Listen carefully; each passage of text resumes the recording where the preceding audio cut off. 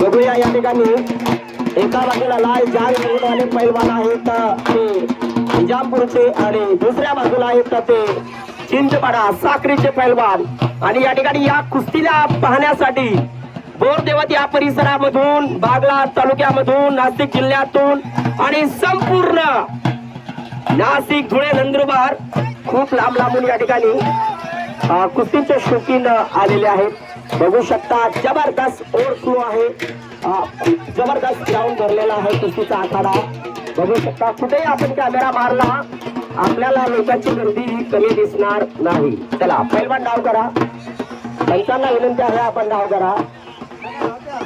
वा वा वा हा वाकी का वाकी वाकी ओके ठीक आहे. वाकी वाकी वाकी विरुद्ध निजामपूर.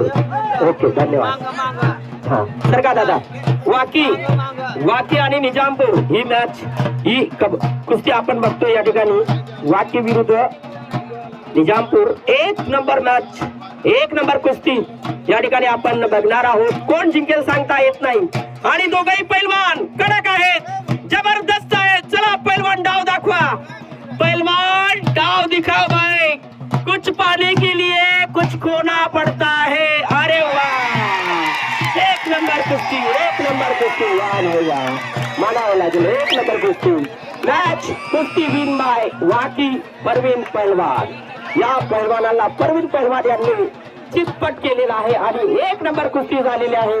काही मिनिटात परवीनने ही कुस्ती आपल्या नावी केलेली आहे. म्हणून तर परवीनला लहान पैलवान सांगता येत नाही.